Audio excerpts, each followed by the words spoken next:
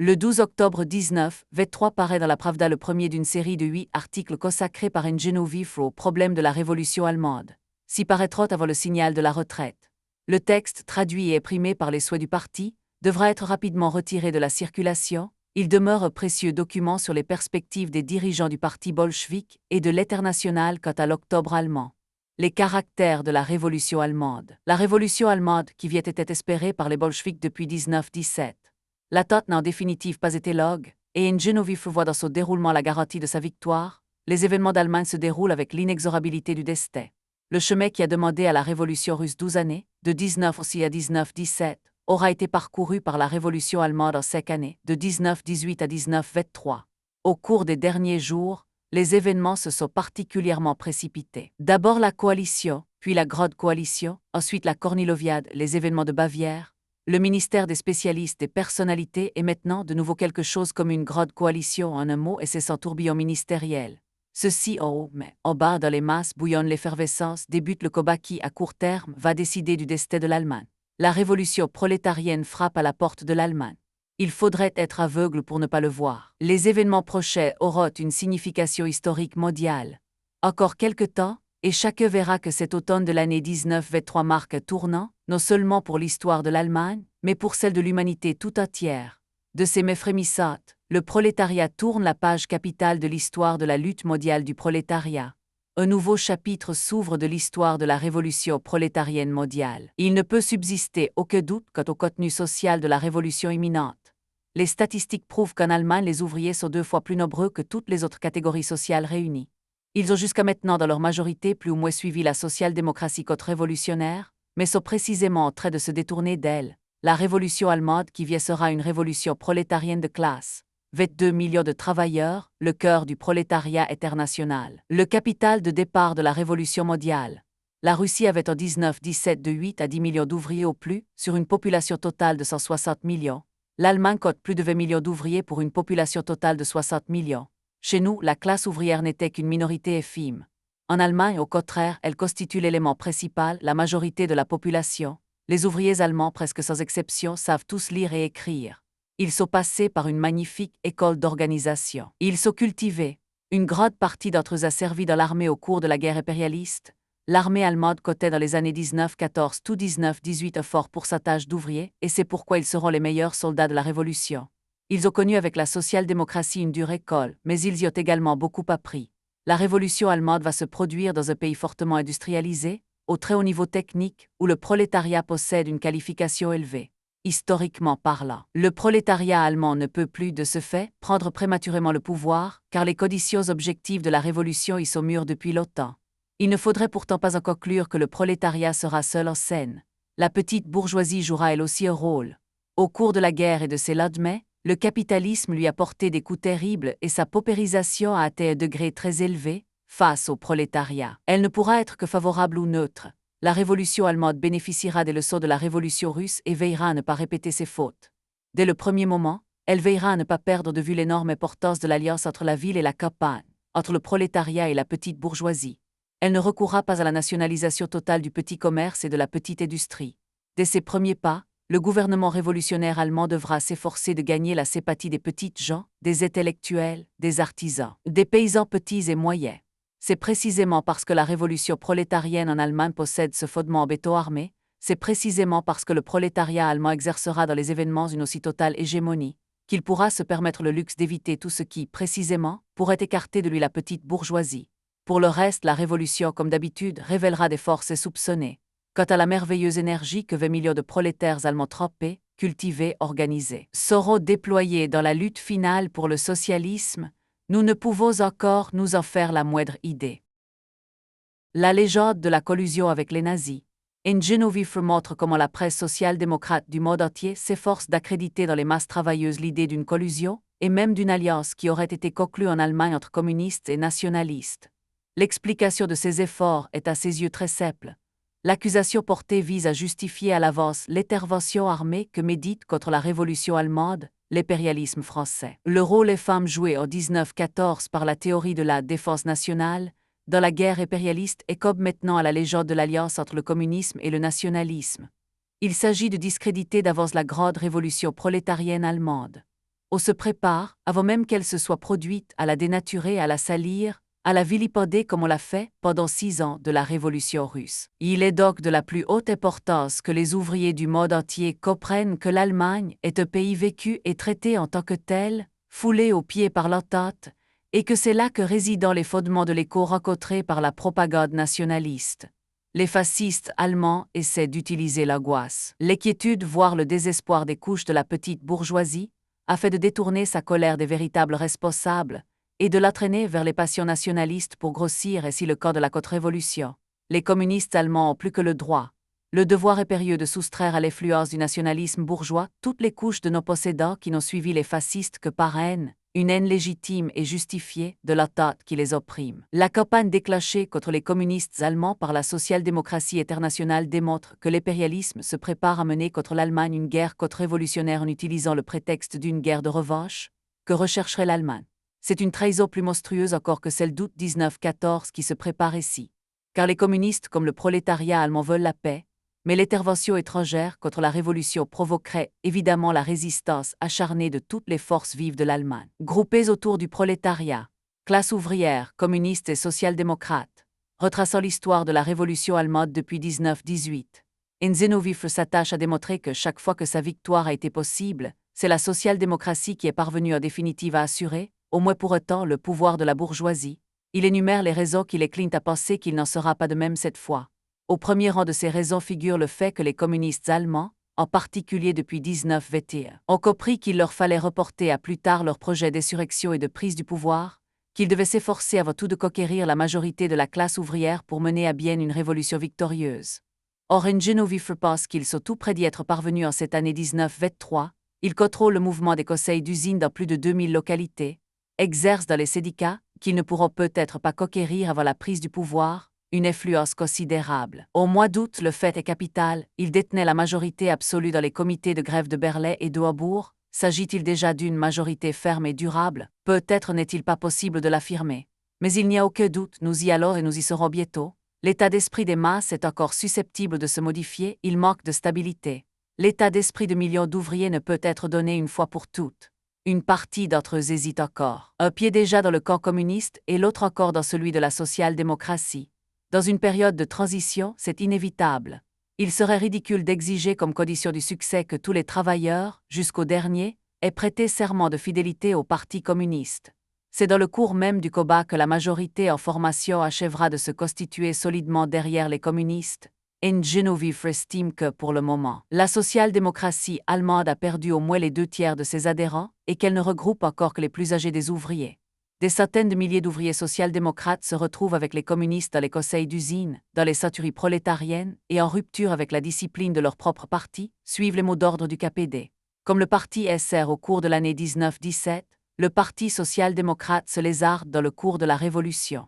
De ce point de vue, l'apparition d'une tendance de gauche à l'intérieur de ses rangs revêt une grande signification, non que ses dirigeants soient dignes de confiance, bien au contraire, mais elle constitue un symptôme, reflétant à la façon de miroir déformant l'état d'esprit révolutionnaire des masses prolétariennes. La plupart des dirigeants social-démocrates de gauche sont de vieilles connaissances, qui, à un moment ou à un autre dans le passé, ont déjà trahi le prolétariat. Il serait dangereux de leur laisser jouer un rôle autonome, et eux soutien excessif de leur part pourrait bien se révéler fatal à la révolution prolétarienne. Mais cela ne signifie pas pour autant qu'il soit possible de négliger leur influence. Cette gauche, social-démocrate, incarne les ultimes illusions d'une fraction importante de la classe ouvrière. Et la révolution ne vaincra que si la classe se guérit précisément de ses illusions. Les temps sont proches où la grande majorité des travailleurs qui placent aujourd'hui encore quelque espoir dans cette gauche social-démocrate se convaincront que la lutte finale devra être menée non seulement sans la droite, mais aussi sans la gauche. De ce point de vue, Enzenhofer voit un double objectif dans l'entrée, qui vient de se produire, de représentants du KPD dans le gouvernement saxon du Dr Tsenier, aider l'avant-garde révolutionnaire en Saxe à fortifier ses positions, à occuper un territoire, à faire de la Saxe une base d'opération, donner aux social-démocrates de gauche l'occasion de se révéler par leurs actes, contribuer ainsi à dissiper les illusions qu'ils entretiennent. L'entrée de communistes dans le gouvernement saxon ne se justifie que si des garanties suffisantes nous sommes donné que l'État saxon va réellement servir la classe ouvrière, qu'il va réellement commencer l'armement de dizaines de milliers d'ouvriers contre le fascisme bavarois et pan-germaniste, qu'il va réellement entreprendre l'épuration de l'administration des éléments bourgeois souvent hérités de l'époque de Guillaume II, qu'il va prendre immédiatement des mesures économiques révolutionnaires contre la bourgeoisie. Si l'actuel gouvernement de la Saxe réussit à faire réellement de la Saxe pays rouge qui pourra, dans une certaine mesure, devenir le foyer de concentration des forces prolétariennes révolutionnaires d'Allemagne, le prolétariat allemand saura soutenir ses efforts. Si en revanche il ne le fait pas, les communistes allemands devront tirer parti de l'expérience de Dresde pour dénoncer une fois de plus aux masses le manque de caractère de ses dirigeants dans la situation de l'Allemagne. Le rôle essentiel revient en définitive au Parti communiste et à sa capacité à agir. Les communistes allemands ont coquille, ou sont tout près d'avoir coquille la majorité de prolétariats nombreux et puissants. Cette majorité ne pourra ni s'affermir ni se tromper par des votes ou des discussions, elle achèvera de se former dans les batailles prochaines. La tâche essentielle du Parti communiste allemand est d'inculquer par des actes à la majorité des communistes allemands la conviction que les communistes, à la différence des années 1919 à 1921, conduisent maintenant, au combat beaucoup plus qu'une avant-garde, toute la masse ouvrière, et surtout d'inculquer aux masses ouvrières la conviction que la direction du mouvement par les communistes assure réellement la victoire. Syndicats, conseils d'usine, soviets. Pour une Geneviève, le rôle néfaste des syndicats est un fait acquis. Il considère, quant à lui, qu'ils ont été entre 1914 et 1919 le facteur déterminant de la contre-révolution. Il ne doute donc pas qu'au moment décisif, les dirigeants des syndicats ne se rangent de l'autre côté de la barricade, dans le camp de l'ennemi de classe. La conquête par les communistes de l'appareil syndical ne sera d'ailleurs pas plus facile pour le prolétariat que celle de l'État, et il est probable que, comme en Russie, il n'y parviendra qu'après la victoire de la Révolution. Néanmoins, les communistes allemands ont eu raison de continuer à militer dans les syndicats où ils ont souvent pu conquérir la majorité réelle, sans compter certains secteurs de l'appareil, comme par exemple dans le syndicat des métaux. Et c'est en militant dans les syndicats qu'ils ont conquis leur position dans les conseils d'usine. Rappelant que ces derniers avaient été, quelques années auparavant, des appendices de l'appareil syndical réformiste. Geneviève explique que leur transformation est devenue possible à partir du moment où les travailleurs ont eu l'idée de les utiliser contre les dirigeants syndicaux. L'esprit de la véritable lutte de classe commence à s'affirmer dans les conseils d'usine. Les conseils d'usine connaissent dans toute l'Allemagne une extension sans précédent. Peu à peu, ils s'emparent de toutes les fonctions de la lutte économique que les syndicats jaunes ont abandonnées. Et non seulement ils s'emparent de ces fonctions, mais aussi d'une grande partie de celles qui sont liées à la préparation de la révolution prolétarienne.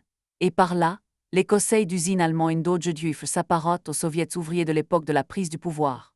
Ils forment dans toute l'Allemagne un réseau aux mailles serrées, dirige les grèves économiques, contribue à la généralisation des comités de contrôle des prix et des loyers, et organise l'armement du prolétariat, condition de la victoire, à travers l'organisation des centuries prolétariennes. On peut dire d'une façon générale que les fonctions qu'ont assurées chez nous, en Russie, entre février et octobre 1917, les soviets ouvriers et les conseils d'usine, sont assurés dans l'Allemagne Indogeduif par les seuls conseils d'usine.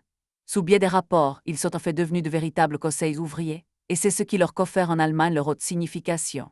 C'est en cela que réside leur caractère général international, valable pour tout mouvement ouvrier dans tout pays, au début de la période révolutionnaire. L'existence en Allemagne de tels mouvements des conseils d'usine constitue la condition nécessaire du succès de la révolution prolétarienne. Il ne suffit pas pour vaincre de l'état d'esprit révolutionnaire des masses. Pour que la révolution prolétarienne puisse vaincre et prendre pied, il lui faut un cadre d'organisation. Il lui faut, dès avant le soulèvement décisif, bâtir le cadre d'organisation à partir duquel elle construira l'édifice de son gouvernement soviétique, notant que, dès à présent, les conseils d'usine allemands interviennent dans des questions comme le ravitaillement, les salaires, le combustible, l'armement, et qu'ils constituent le principal moteur de la révolution qui mûrit.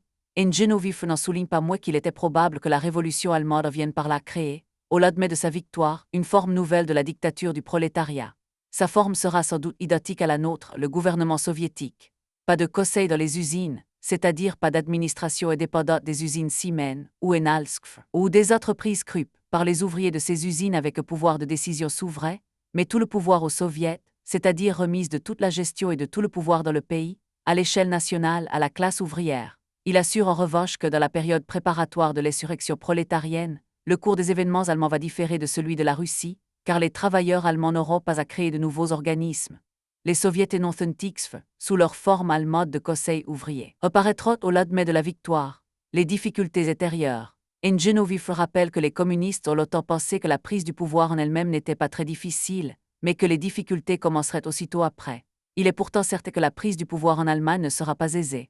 La bourgeoisie fasciste dispose de 600 000 hommes armés jusqu'aux dents, qui ne bénéficient certes pas de la sympathie de la population, mais qui sont en revanche capables de frapper durement au moment et à l'endroit décisif. Au lendemain de l'insurrection, la révolution allemande se heurtera à de très réelles difficultés: boycottage du ravitaillement des villes par les grands agrariens et par les paysans aisés, manque de charbon, difficultés de l'industrie, chômage et agitation des éléments contre-révolutionnaires. Le gouvernement se débattra surtout dans de graves difficultés financières, héritage de l'économie de l'Allemagne capitaliste. Cette perspective dicte une politique de prudence. Le gouvernement prolétarien ne procédera à la nationalisation de la grande et de la moyenne industrie que dans la mesure où il sera capable de l'organiser effectivement conformément aux principes socialistes, sans oublier le beau côté de la NEP russe. Tout en ménageant la paysannerie moyenne et pauvre, il pourra également coter pour le ravitaillement de ces villes sur les expéditions de blé russe. Le règlement du problème du charbon sera moins facile. Il faudra sans doute envisager des accords avec l'industrie lourde française, ou des achats massifs en Pologne et en Tchécoslovaquie. Le chômage, dont le développement sera, dans l'immédiat, inévitable, sera en partie résorbé par la constitution d'une armée rouge nombreuse. Quant aux difficultés financières et à l'agitation des contre-révolutionnaires, l'Allemagne s'en tirera de façon générale, comme l'a fait la Russie soviétique, en tenant compte des modifications imposées par les circonstances. Les difficultés intérieures de la révolution allemande au lendemain de l'insurrection seront immenses, mais non insurmontables. Il est indispensable, que la classe qui monte et le parti à qui appartient l'avenir y réfléchissent. Mais toute l'intelligence collective du prolétariat révolutionnaire allemand, toute l'expérience politique du Parti communiste, toute la volonté révolutionnaire, tout élan et un enthousiasme révolutionnaire, tous les efforts d'organisation de l'avant-garde prolétarienne, toutes les facultés intellectuelles de l'héroïque génération de la révolution prolétarienne allemande, qui passe aujourd'hui sur le devant de la scène, tout, absolument tout ce dont dispose aujourd'hui la classe ouvrière doit être tendue vers l'objectif unique, celui de la préparation totale de la lutte finale. Les difficultés extérieures. Pour considérables que soient les difficultés qui attendent la révolution allemande à l'intérieur, elles n'en sont pas moins mineures, aux yeux de Genoviev, par rapport aux difficultés extérieures dont il estime qu'elles constituent le véritable défaut de sa cuirasse.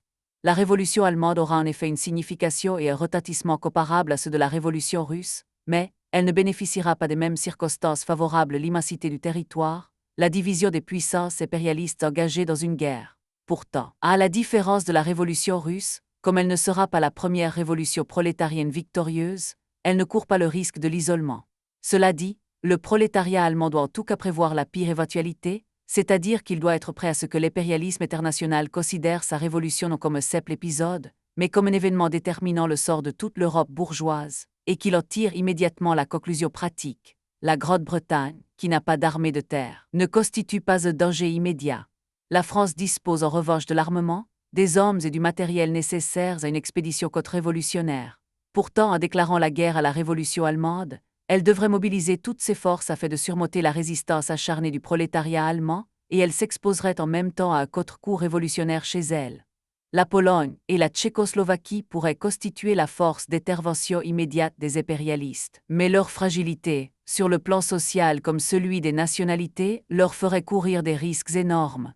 C'est pourquoi, tout en organisant, à travers les partis communistes de France, Pologne, Tchécoslovaquie, etc., la solidarité internationale agissante du prolétariat, la révolution allemande ne saurait exclure a priori l'éventualité de traités analogues à celui de Brest-Litovsk. Elle devrait envisager au moins de consentir à certaines clauses du traité de Versailles, afin d'obtenir de la France qu'elle ajourne son offensive et évacue la Ruhr. Les révolutionnaires allemands se résigneraient à signer un tel traité en toute connaissance de cause, instruits par l'expérience russe, moins neuf et inexpérimentés que ne l'étaient les Russes en 1918, et surtout avec la claire conscience du danger que constitue pour une révolution la bourgeoisie internationale. Car les travailleurs allemands veulent la paix, non la guerre. Mais si la bourgeoisie internationale choisissait malgré tout la guerre, le prolétariat allemand se battrait jusqu'à la victoire. Le 7e article de Genoviev sur les problèmes de la révolution allemande est écrit le 22 octobre. La veille, les dirigeants de la centrale et du comité révolutionnaire ont pris la décision de renoncer à l'insurrection. Telle quelle, les 6 articles, écrits par le président de l'Internationale communiste dans l'attente de l'Octobre allemand, reflètent clairement l'importance accordée par les dirigeants bolcheviks aux événements d'Allemagne, et la certitude qui était alors la leur de se trouver à la veille de la révolution allemande.